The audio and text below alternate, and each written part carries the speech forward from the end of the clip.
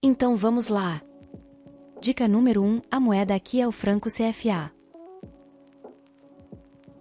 Dica número 2: estou entre os países mais pobres do mundo, e frequentemente me encontro em último ou entre os últimos lugares no ranking de IDH. Dica número 3: estou localizado no hemisfério norte. Dica número 4: minha população é de cerca de 25 milhões de habitantes e é uma das que mais cresce no mundo ultimamente.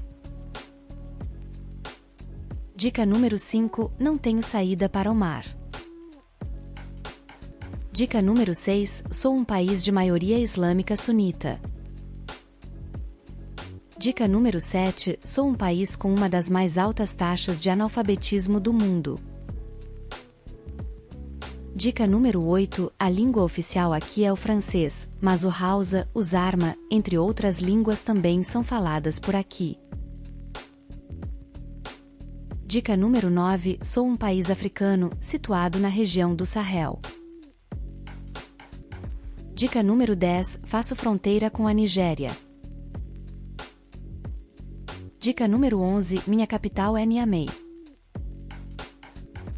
Dica número 12: as cores da minha bandeira são o laranja, o branco e o verde. Dica número 13: conquistei minha independência da França em 1960, apoiado pela União Soviética. Dica número 14: a maior parte do país está ocupada pelo deserto do Saara.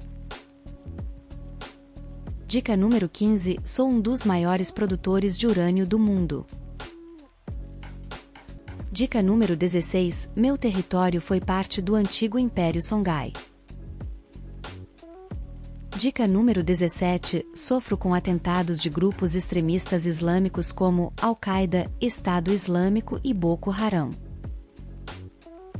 Dica número 18: já sofri 5 golpes militares desde minha independência, o último deles recentemente, em julho de 2023, com apoio da Rússia e do grupo Wagner. Dica número 19: sou atualmente, em 2024, uma ditadura militar. Dica número 20: meu nome começa com a letra N. E aí, acertou? Parabéns para quem palpitou Níger.